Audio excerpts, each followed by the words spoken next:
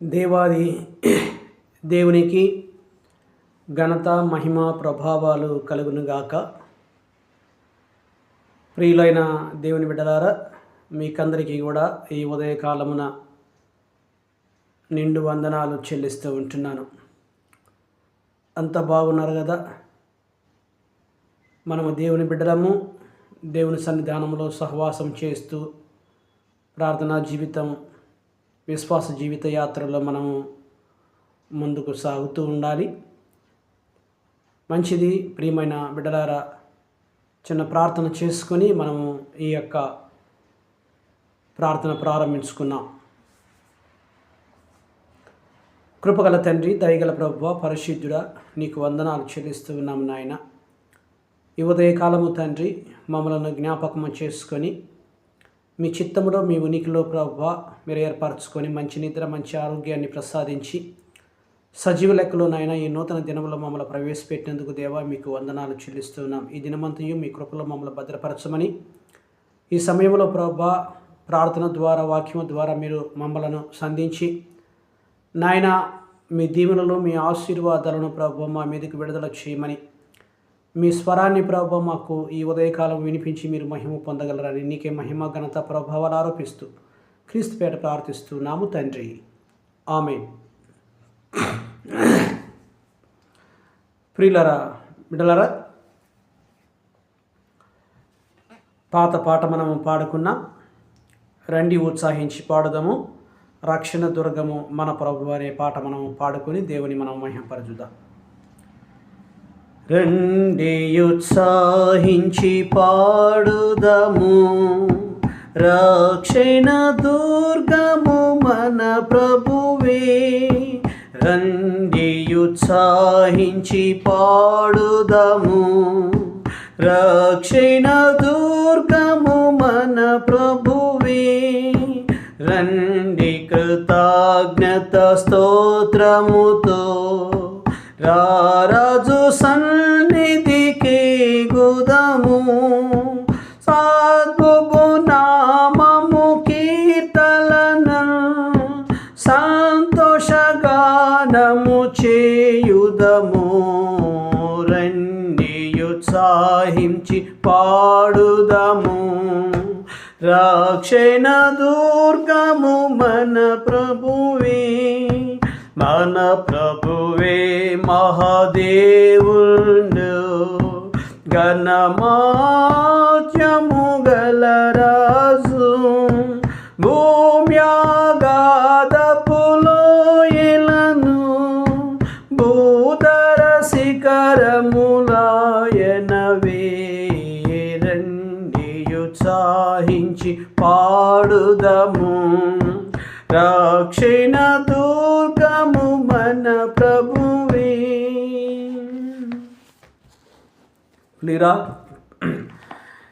ప్రియులారా, పాటతో ప్రభువును మనం స్తుతించి మహిమపరిచి ఉంటున్నాం.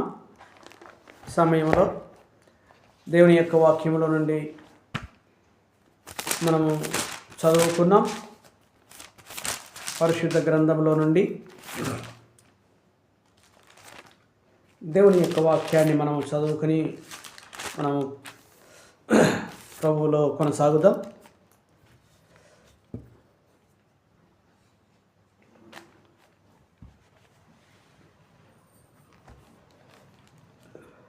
ప్రియులారా, చూడండి, ఆదికాండము 1వ అధ్యాయము. ఆదికాండము 1వ అధ్యాయము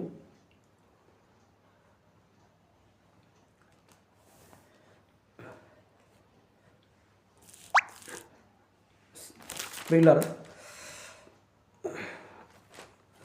2వ అధ్యాయము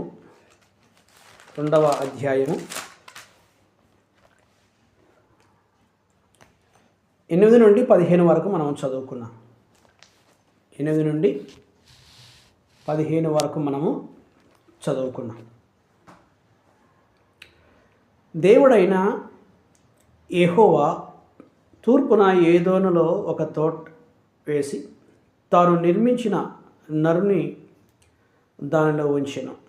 మరియు దేవుడని యెహోవా చూపునకు రమ్యమైనది, ఆహారమునకు మంచిదియునైన ప్రతి వృక్షమును ఆ తోట మధ్యన జీవవృక్షమును మంచి చెడ్డల తెలివినెచ్చు వృక్షమును నేల నుండి మొలిపించెను. మరియు ఆ తోటను తడుపుటకు ఏదోనిలో నుండి ఒక నది బయలుదేరి అక్కడ నుండి చీలిపోయి 4 శాఖలాయను.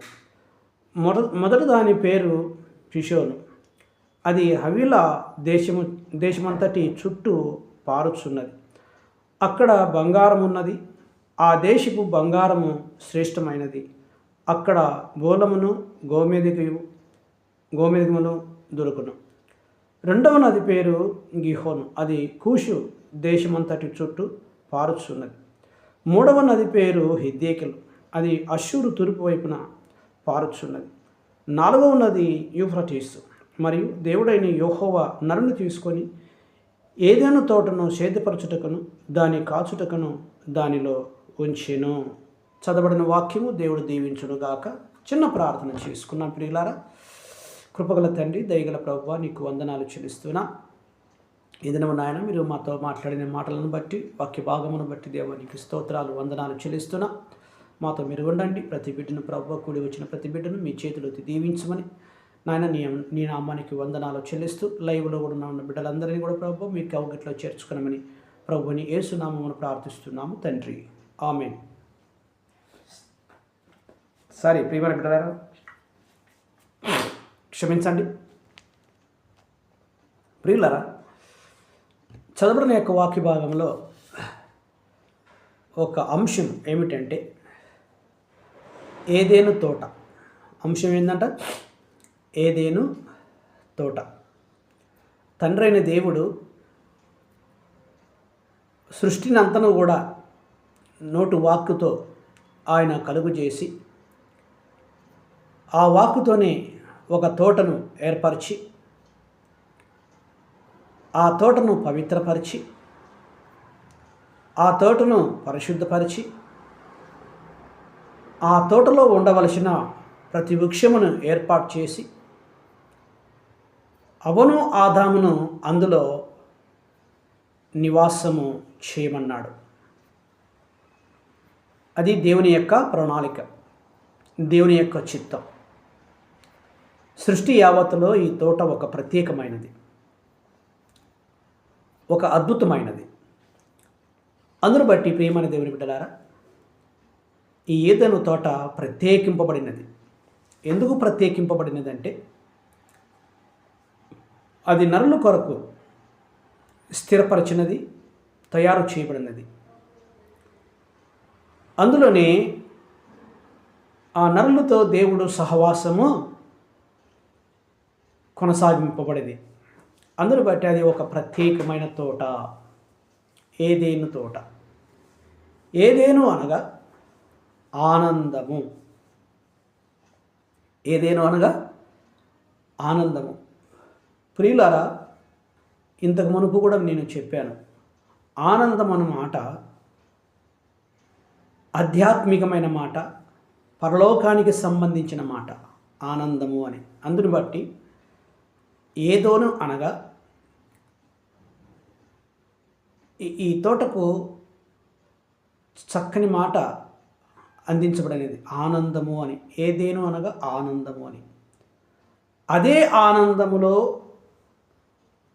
ఆయన స్వరూపములో తయారు చేయబడిన నరుడు దేవునితో నిత్యము సహవాసము కలిగి జీవించడానికి, ఆయనతో ఉన్నప్పుడు సంతోషించడానికి, ఆనందించడానికి ఏర్పాటు చేయబడినది. అందును బట్టి ప్రియమైన దేవుని బిడ్డలారా, ఆ తోట దేవుడే వేసెను. ఆ తోట ఆదికాండము 2:9 చెప్తుంది. ఆ తోట ఎవరు వేశారంట? దేవుడే వేసెను.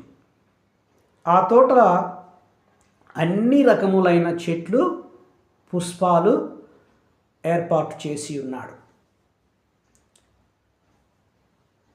2:16 ఆదికాండము 2:16 గొప్ప అధికారమే ఇచ్చును. ఎవరికి? అవ్వకు, ఆదాముకు. 1:28 మొదటి ఆదాము దేవుని ఆజ్ఞను మీరినాడు. దేవుని ఆజ్ఞను మీరినాడు. ఆజ్ఞ అతిక్రమమే పాపము. ప్రియులారా, ఈ ప్రకారంగా సహవాసంలో ఉండవలసిన ఆనందం, సహవాసంలో ఉండవలసిన గొప్ప విధేయత ఆదాము నిర్లక్ష్యం చేశాడు. ఎందుకు నిర్లక్ష్యం చేశాడు?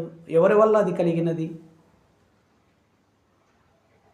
అవ్వ, ఇదిగో సాతాను వచ్చాడు, ఇదిగో ఈ పండు మీరు తినవద్దని దేవుడు మీతో చెప్పాడు కదా, అది నిజము కాదు.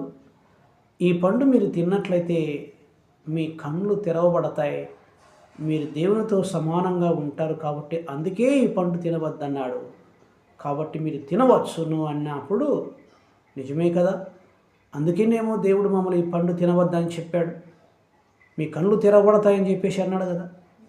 కళ్ళు తెరవబడితే మేము ఆయనతో సమానంగా ఉంటామేమో అని ఆలోచించి ఈ యొక్క అవ్వ, ఆ తల్లి పండు తిన్నది, తన భర్తకు ఇచ్చినది. ఏమైనది? కళ్ళు తెరవబడ్డాయి. కళ్ళు తెరవబడి వారు ఆజ్ఞను అతిక్రమించినారు. పాపమును వారు పొంది ఉన్నారు. అందును బట్టి ప్రియమైన దేవుని బిడ్డలారా, దేవుని సహవాసమును వారు పోగొట్టుకున్నారు. దేవుని ఆనందమును పోగొట్టుకున్నారు. గొప్ప విధేయతను పోగొట్టుకున్నారు. దేవుని యొక్క స్వరూపమును పోగొట్టుకున్నారు. కాబట్టి అవిధేయత, పాపము వారిని దేవునికి దూరము చేసినది. మన జీవితాలలో ప్రియులారా, మనం దూరం అవుతున్నాం, దేవునికి దూరం అవుతున్నాం. ఎందుకు అవుతున్నాం? మన ఇష్టానుసారమైన జీవితం జీవిస్తున్నప్పుడు, మన తలంపులతో మనము జీవితం జీవిస్తూ ఉన్నప్పుడు, మన ఆలోచన విధానంతో మనము జీవిస్తూ ఉన్నప్పుడు. కాబట్టి అందును బట్టి మనము దేవునికి దూరముగా ఉంటున్నాం. దేవుని సహవాసంలో కొనసాగలేకపోతున్నాం. నిత్యము దేవుని సన్నిధిలో ఆనందించలేకపోతున్నాం. ప్రియులారా, మనము గమనించాలి. మన ఆలోచన విధానం, మన జీవిత విధానం, మన సహవాస విధానం ఏ ప్రకారంగా ముందుకు మనం వెళుతున్నామో, ఈ యాత్రలో ఏ ప్రకారంగా కొనసాగుతున్నామో ఒకసారి మనం ఆలోచన చేయాలి. అయితే ప్రియమైన బిడ్డలారా, చూడండి, ఈ తోట మొదట మనకు ఏదేను తోట. ఈ ఏదేను తోటలో ఏం చూసుకున్నాం? దేవుడే చేసినని, అన్ని పుష్పాలు ఉన్నాయని, అధికారం ఇచ్చాడని, ఆజ్ఞను అతిక్రమించాడని మనము తెలుసుకున్నాం. రెండోదిగా ప్రియమైన బిడ్డలారా, సహవాసపు తోట 3:8 ఆదికాండము 3:8 వ్రాయబడి ఉన్నది. సహవాసపు తోట ఈ మనం చదువుకున్నాం. చల్లపూటను ఆదామును అతని భార్యయు తోటలో సంచరించుచున్న దేవుడని యెహోవా స్వరమును విని, దేవుడని యెహోవా ఎదుటికి రాకుండా తోట చెట్ల మధ్యను దాగుకొనగా. ప్రియులారా, ఎవరెవరు ఉంటున్నారు అక్కడ? దేవుడు ఉంటున్నాడు, అవ్వ, ఆదాము.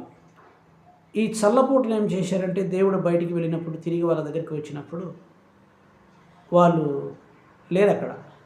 ఎందుకు లేరు? వాళ్ళు ఏం చేశారు? ఆజ్ఞను అతిక్రమించారు. తినవద్దన్న పండును తిన్నారు, చెట్ల చాటును దాక్కున్నారు.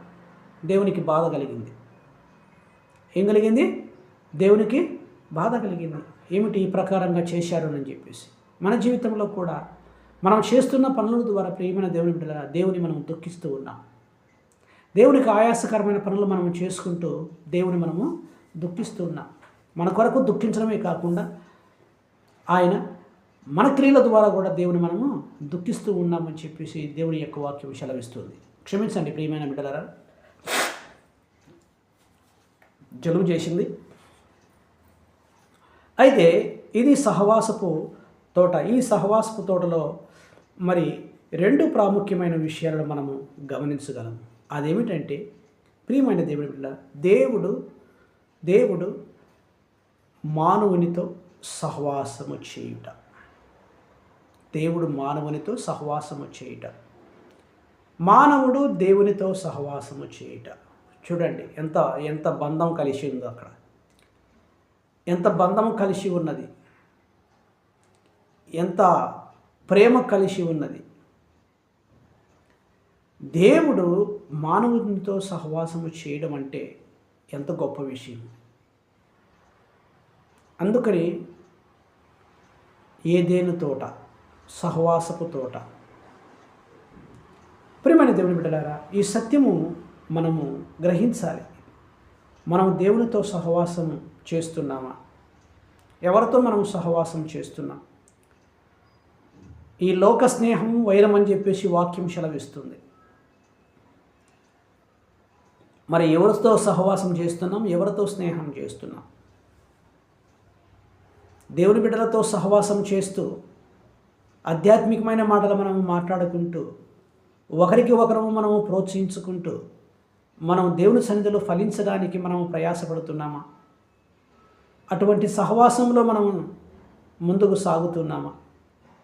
ఒకసారి మనం పరీక్షించుకోవాలి. మన ఆలోచన విధానం ఎక్కడికి వెళుతున్నదో మనం పరీక్షించుకోవాలని దేవుని యొక్క వాక్యం మనల్ని ఈ ఉదయకాలం హెచ్చరిస్తూ ఉన్నది. కాబట్టి ప్రియమైన దేవుని యొక్క బిడ్డలారా, ఏమిటి వాక్యానికి మనం లోబడుతున్నామా?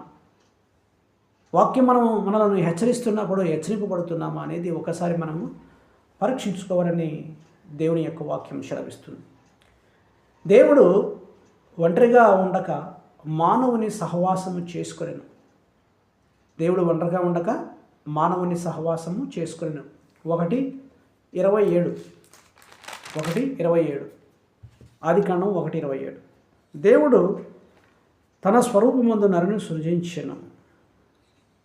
ఏం చేశాడంట?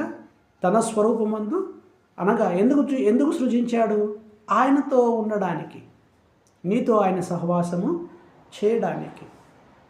కాబట్టి ప్రియమైన దేవుని బిడ్డ, ఒకసారి మనం ఆలోచన చేయాలి. దేవుడు తన స్వరూపమందు నరుని సృజించెను. దేవుని స్వరూపమందు వారిని సృజించెను. స్త్రీగాను పురుషునిగాను వారిని సృజించెను. సహవాసపు తోట. చూడండి, దేవుడు ఎంత తగ్గించుకొని మానవులతో సహవాసం చేయడానికి ఎంత దీనుడై ఉంటున్నాడో ఒకసారి మనం గ్రహించాలి ప్రియమైన దేవుని బిడ్డలారా. మనం అటువంటి దేవుడే దిగి వచ్చినప్పుడు, దేవుడే మన సహవాసాన్ని కోరుతున్నప్పుడు మనం ఎందుకు ఆయన సహవాసం మనం చేయలేకపోతున్నాం, ఆయనలో ఎందుకు మనం జీవించలేకపోతున్నాం అనేది ఒకసారి మనము పరీక్షించుకోవాలని చెప్పేసి దేవుని యొక్క వాక్యం సెలవిస్తున్నాను. చూడండి ప్రియమైన దేవుని బిడ్డలారా, ఒక దృష్టాంతం మీకు చెప్తాను. ఒక సర్కస్ వాడు ఒక సింహమును ఒక కుక్కను పెంచాడు. వాటిని ఎంతో ఆప్యాయతగా పెంచడమే కాకుండా ఒకదానికి ఒకటి ఆ 2 సహవాసములో ముందుకు సాగడానికి రెండిటికి బాగా ఐక్యతను కుదిరించి ఏర్పాటు చేసి ఉంటున్నాడు. మంచి ఐక్యతను. ప్రియమైన దేవుని బిడ్డలారా, ఆ తర్వాత ఒకానొక దినమున కుక్క చనిపోయింది. ఏంటంట? కుక్క చనిపోయిన తర్వాత సింహము చింతకు గురైంది, దిగులు పడ్డది. అంటే ఇక్కడ దాని అర్థం ఏమిటంటే దేవుడు నీ సహవాసాన్ని కోరడమే కాకుండా తప్పిపోయిన నిన్ను తను చనిపోయి నిన్ను బ్రతికించాడు. అది దేవుని యొక్క చిత్తం. తను చనిపోయి మనలను బ్రతికింపచేసినాడు. పాపములో నుండి మనల్ని విడుదల చేసి ఆ రాజ్యానికి వారసులుగా చేశాడు. ఆ సత్యమును మనం గ్రహించి ముందుకు వెళ్ళాలని దేవుని యొక్క వాక్యం సెలవిస్తుంది.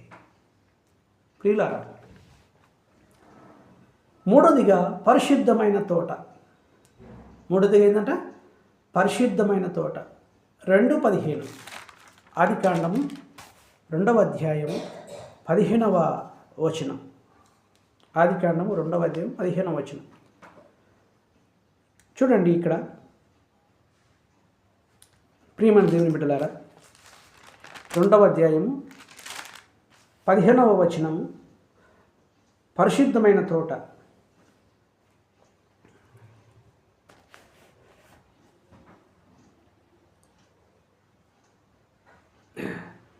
మరియు దేవుడైన యెహోవా నరుని తీసుకొని ఏదైనా తోటను సేతుపరచుటకును దాన్ని కాచుటకును దానిలో ఉంచెను. అది ఎందుకు ఉంచాడంట? అది పరిశుద్ధమైన తోట, అందులో ఉంచాడు దేవుడు. ఎందుకు ఉంచాడు? దేవుడు పరిశుద్ధుడు, నీవు కూడా పరిశుద్ధునిగా ఉండాలని ఆయన ఆశిస్తూ ఉంటున్నాడు. లేవియకాండం 11వ అధ్యాయము, లేవియకాండం 11వ అధ్యాయము ఒక మాట మనము చదువుకున్నాం.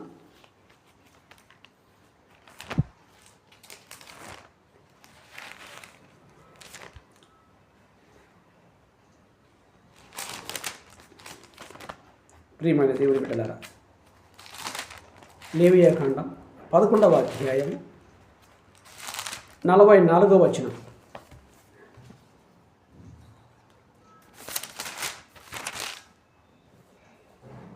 ఏముంది ఇక్కడ?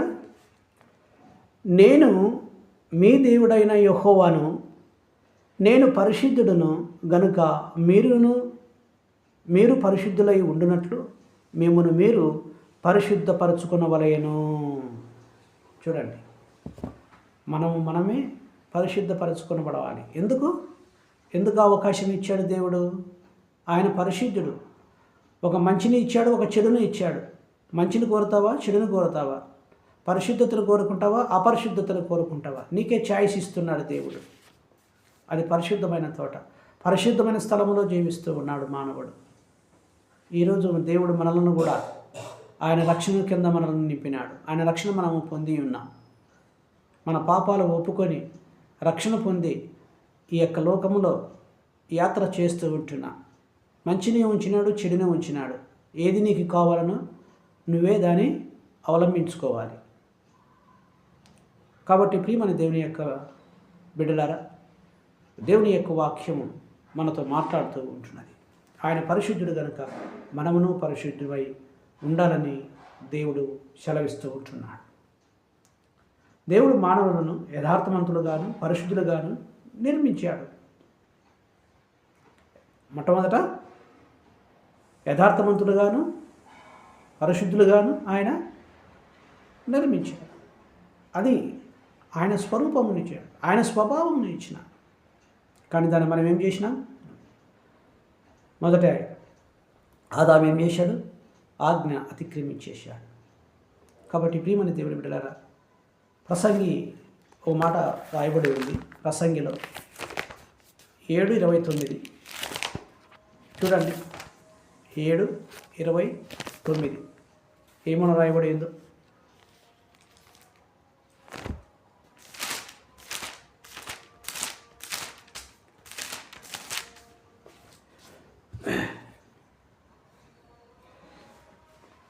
ప్రసంగి 7:29 ఇది ఒకటి మాత్రము నేను కనుగొంటిని, ఏమనగా దేవుడు మనలను యథార్థవంతులుగా పుట్టించెను, కానీ వారు వివిధమైన తంత్రములు కల్పించుకొని ఉన్నారు. చూశారా? యథార్థవంతులుగాను పరిశుద్ధులుగాను మనల్ని దేవుడు సృష్టించినప్పుడు ఆదాము చేసిన పనికిని నానా విధములైన తలంపులతో సాతాను వలన ఏం తెచ్చుకున్నాడు? అవిధేయతను తెచ్చుకున్నాడు. ఈనాడు మనము కూడా దేవుని యొక్క వాక్యం తెలిసి కూడా అవిధేయతతో మనము ముందుకు సాగుతూ ఉన్నాం. అవిధేయత దేవుని మనలను దూరపరుస్తుంది, సహవాసం మనలను దూరపరుస్తుంది, పరిశుద్ధతను మనలను దూరపరుస్తుంది. తండ్రిని దేవుని కోల్పోతాం. మనం చేసే ఏ పని కూడా సఫలము కానేరదు. కాబట్టి ప్రియమైన దేవుని బిడ్డలారా, ప్రభు గొప్పవాడు, దేవుడు గొప్పవాడు. ఆయన బిడ్డలము, ఆయన ప్రజలము. మనం మాదిరికరమైన జీవితంతో మనం ముందుకు సాగాలి. అనేకులకు మనము మాదిరికరంగా జీవించాలి. అదే ఆయన కోరుచున్నది. తండ్రి కోరుచున్నది అదే. మరి మనం ఏం చేస్తున్నాం? దేవునికి మనం ఆయన కోరుకున్నది మనం ఇస్తున్నామా? ఆయన కోరుకున్నట్టు మనం కొనసాగుతున్నామా అనేది ఒకసారి మనము పరీక్షించుకోవాలి. క్షమించండి ప్రియమైన దేవుని బిడ్డలారా, ఒకసారి మనం ఆలోచన చేసి మన కొరకు దిగి వచ్చిన దేవునితో మనం ఉంటున్నామా? ఆయన కోరుతున్నట్టు మనం కొనసాగుతున్నామా అనేది ఒకసారి మనం పరీక్షించుకొని మన వ్యక్తిగత జీవితం అయితేనేమి, మన కుటుంబ జీవితం అయితేనేమి దేవునితో ఉంటున్నామా అనేది గుర్తు చేసుకోవాలి. కాబట్టి ప్రియమైన దేవుని బిడ్డలారా, ప్రభు మనతో ఉన్నాడు. నీ కొరకు నా కొరకు తన ప్రాణం పెట్టాడు.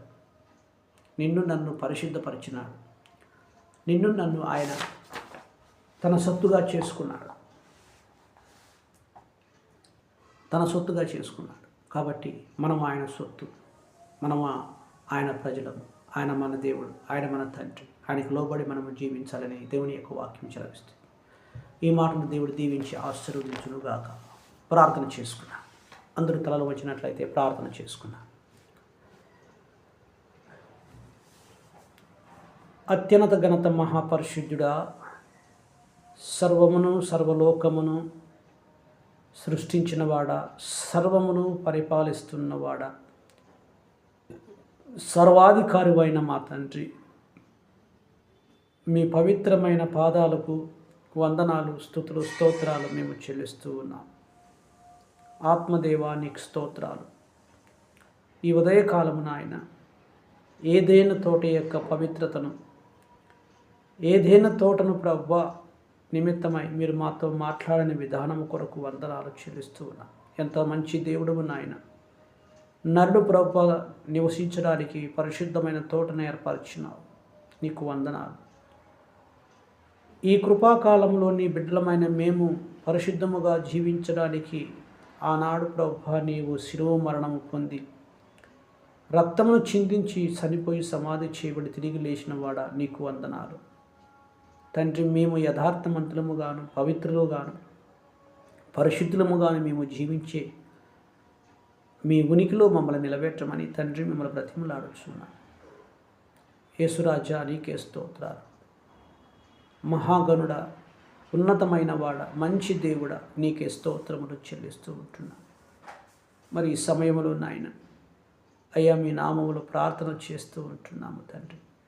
సమాజము ప్రభువా అయ్యా ఎక్కడికి వెళుతుందో నాయన అది మీకే తెలుసును తండ్రి. సమాజము తండ్రి అన్యాయముతోనూ అక్రమముతోనూ కొనసాగుతున్నది ప్రభువా. దాని నుంచి ప్రభు మీరు విడుదల చేయమని అడగచ్చు ఉంటున్నా. ఎక్కడ చూసినా తండ్రి అయ్యా అన్యాయాలు ప్రభువా, దోపిడీలు తండ్రి, మోసము నాయన జరుగుతూ ఉన్నది ప్రభువా. మనుషులకు తండ్రి మానవత్వాన్ని ప్రభువా మీరు ఇచ్చినారు. నీ జీవాన్ని ప్రభువా మీరు నింపినారు తండ్రి. మనుషులు చేస్తున్న ప్రతి పని ఏమి చేస్తున్నాను అని గ్రహించుటకు వారికి నీ జ్ఞానము దయచేయండి తండ్రి. రాజాదిరాజా నీకే స్తోత్రాలు. పరిశుద్ధాత్మ దేవుడా నీకు వందనాలు చెల్లిస్తూ ఉంటున్నా. తండ్రిని దేవుడు ఈ లోకానికి వచ్చినవాడా, ప్రతి బిడ్డను ప్రభువా నువ్వు ప్రేమిస్తూ ఉన్నావు తండ్రి. ప్రతి బిడ్డ కొరకు నాయన మీ రక్తాన్ని కార్చినారు తండ్రి. ఏ ఒక్కరూ నశించడం మీకు ఇష్టం లేదు ప్రభువా. నాయన నశించిపోతున్న ప్రతి బిడ్డను తండ్రి మీరు జ్ఞాపకం చేసుకోమని తండ్రి మిమ్మల్ని బ్రతిమలాడుచు ఉన్నా. ఆత్మదేవ నీకే స్తోత్రాలు. పరిశుద్ధాత్మ నాయన నీకు వందనాలు చెల్లిస్తూ ఉంటున్నా తండ్రి. మరి ముఖ్యముగా ప్రభువా మా దేశాన్ని ప్రభువా మీరు చూస్తున్నారు నాయన. ఎక్కడికి వెళుచున్నదో కొనసాగుతూ ఉన్నదో మీరు చూస్తున్నారు. మా దేశాన్ని కాపాడండి, రక్షించండి. మా దేశ ప్రజలను తండ్రి శాంతి సమాధానంతో నింపండి నాయన. మా దేశ ప్రజలను నీ యొక్క రక్షణ భాగ్యము దయచేయమని అడుగుతూ ఉంటున్నా. భారతదేశమును తండ్రి మీ చేతులతో దీవించి క్రైస్తవ దేశముగా మీరు మలచమని అడుగుతూ ఉంటున్నా. మీ జ్ఞానముతో ప్రభు ప్రతి బిడ్డను నింపమని అడుగుతూ ఉంటున్నా నాయన. ప్రభుత్వాన్ని ప్రభు మీరు దీవించి మీరు ఆశీర్వదించండి నాయన. ప్రభుత్వంలో ప్రభు మీ కృప మీ సన్నిధి తోడుగా ఉంచండి. ప్రభుత్వానికి తండ్రి పరిపాలిస్తున్న నాయకులతో మీరు ఉండండి నాయన. నాయకులకు మీ జ్ఞానమును మీ తెలివిని మీ మనోహరమును దయచేయండి. ప్రజల యొక్క అవసరతను తీర్చడానికి వారిని మీరు నియమించినారు. ఆ బిడ్డలకు మీ యొక్క సన్నిధానములో ప్రభు చోటునిచ్చిన ఆయన ప్రజలతో మమేకమై తండ్రి ప్రజల యొక్క అవసరతలు తీర్చున్నట్లు సహాయం చేయమని అడుగుతూ ఉంటున్నా. ఆత్మదేవా నీకే స్తోత్రాలు. ఆ దేశ ప్రధాని రాష్ట్రపతిని ప్రత్యేకంగా మీ చేతులతో దీవించండి. ప్రతి రాష్ట్ర ముఖ్యమంత్రులను మంత్రులను ప్రభు మీరు దీవించండి ప్రభు. ప్రతి రాష్ట్ర ప్రజలను మీరు దీవించండి నాయన. నీకే స్తోత్రాలు. దేవాది దేవుడా నీకు వందనాలు. కార్గిల్లో ఉంటున్న సైనికుల నిమిత్తమే ప్రార్థిస్తున్నా. వారిని దీవించండి. వారికి మీ కాపుదల మీ భద్రతను దయచేయండి. వారి భార్య బిడ్డలతో మీరు ఉండమని అడుగుతూ ఉంటున్నాము తండ్రి. దేశ రక్షణ కొరకు పోరాడుతున్న బిడ్డలకు నాయన మీ కాపుదల దయచేయమని అడుగుతూ ఉంటున్నాం. ఎంతోమంది నాయన కార్గిల్లో మరణిస్తూ ఉన్నారు ప్రభు. అటువంటి బిడ్డలకు తండ్రి వారి యొక్క కుటుంబాలకు మీ కాపుదల మీ భద్రతను దయచేయమని అడుగుతూ ఉంటున్నాం. యేసయ్యా నీకే స్తోత్రాలు. జైల్లో ఎంతోమంది మగ్గిపోతున్నారు ప్రభు. వారికి నాయన విడుదల నిశ్చయం ప్రభు. మంచి జీవితాన్ని నాయన వారికి మీరు దయచేయమని మిమ్మల్ని బ్రతిమలాడుచురా తండ్రి. నీకు స్తోత్రాలు. మా యెరూషలేము పట్టణాన్ని నాయన మీ చేతులతో దీవించండి. యెరూషలేము పట్టణాన్ని మీరు ఆశీర్వదించండి. అక్కడ ప్రజలను మీరు ఆశీర్వదించండి తండ్రి. నీకు స్తోత్రాలు. దేవాది దేవుడు అయిన యేసయ్యా మీకు వందనాలు చెల్లిస్తూ ఉంటున్నాం తండ్రి. ఇదిగో నాయన క్రైస్తవ లోకమును క్రైస్తవ కుటుంబాలను ప్రత్యేకంగా దీవించండి. మీరు ఆశీర్వదించండి ప్రభు. ఆధ్యాత్మికంగా ఫలించినట్లు దేవ సహాయం చేయండి. సంఘాలను ప్రభు దీవించండి. సంఘాలలో ఉజ్జీవాన్ని దయచేయండి. సేవకులను వారి కుటుంబాలను ప్రభు వారి భార్య బిడ్డలను తండ్రి మీ చేతులతో దీవించండి నాయన. సువార్త ప్రకటిస్తున్న ప్రతి బిడ్డను ప్రతి దాసుని మీ ఆత్మతో నింపండి తండ్రి. ఏ విధమైన సువార్త ఇస్తున్నారో నాయన ఆ బిడ్డలందరినీ ప్రభు మీ కవుగిట్లో చేర్చుకోమని అడుగుతుంటున్నాను. రాజాది రాజా నీకే స్తోత్రాలు. ప్రభు అయిన దేవ నీకు వందనాలు చెల్లిస్తూ ఉంటున్నాను నాయన. మరి ఇదిగో ప్రభు సేవకులలో ఐక్యతను ప్రసాదించండి నాయన. సహవాసమును ప్రసాదించండి తండ్రి. నీ కృపలో సేవకులను బలపరచమని అడుగుచున్నా. ప్రత్యేకంగా ప్రభు స్థలాలు ఉండి మందిరాలు లేక ఉన్న బిడ్డలతో మీరు ఉండండి. మందిరాలు నిర్మించుకోవడానికి మీరే ద్వారాలు ఏర్పాటు చేయమని అడుగుచున్నా. ద్వారాలు తెరవమని అడుగుచున్నా. ఆత్మదేవా నీకే స్తోత్రాలు. రాజా నీకు వందనాలు నాయన. తండ్రి ఇటు ప్రార్థన ప్రభు మీరు ఆలకించువాడ. మీ పాద సన్నిధిలో తండ్రి అడుగుచున్నాం. సమస్తము సమకూర్చువాడము నీవు తండ్రి. నాయన మా ఇరుగు పొరుగు కుటుంబాలను మీరు దీవించండి. నీ రక్షణ భాగ్యం మీరు దయచేయండి ప్రభు. నన్ను బట్టి నా కుటుంబాన్ని బట్టి దేవా నీకు వందనాలు చెల్లిస్తూ ఉంటున్నా. అనారోగ్యంతో ఉన్న బిడ్డలను ప్రభు ప్రత్యేకంగా మీ చేతులు దీవించి గర్భఫలం లేని వారికి నాయన గర్భఫలం మీరు దయచేయమని, సమాధానం లేని కుటుంబాలకు నాయన మీరు సమాధానం దయచేయమని అడగచ్చు నాయన. హాస్పిటల్ రోగులను ప్రభు ఒకసారి గుర్తు చేసుకున్నామని, నశించిపోతున్న ఆత్మను రక్షించమని తండ్రి మిమ్మల్ని అడుగుచూ ఉన్నా. చిన్న బిడ్డలను ప్రభు ప్రయాణికులను తండ్రి మీరు జ్ఞాపకం చేసుకొని గర్భిణీ స్త్రీలకు సుఖవంతమైన కానుకను మీరు దయచేయమని, ఏ ఆధారం లేని బిడ్డలకు నాయన మీరు ఆధారముగా మీరు నిలబడమని తండ్రి మీరు బ్రతిమలాడుచున్నా. ఆయా వ్యవస్థలను కూడా ప్రభు మీ చేతులతో దీవించమని అడుగుచుంటున్నా. తండ్రి మీకు స్తోత్రాలు చెల్లిస్తూ ఉంటున్నా. ఇదిగో నాయన ఇటు ప్రార్థనకు మీ ప్రతిఫలము దయచేసి మీ నామానికి స్తుతులు చెల్లిస్తూ ప్రభుని యేసు పరిశుద్ధ నామములు వేడుకొని అడిగి పొంది ఉంటున్నాము తండ్రి. ఆమేన్, ఆమేన్, ఆమేన్. మంచిది ప్రియమైన దేవుని బిడ్డలారా, దేవుడు మిమ్మలను మీ కుటుంబాలను దీవించి ఆశీర్వదించును గాక. Amen, amen. Thank you.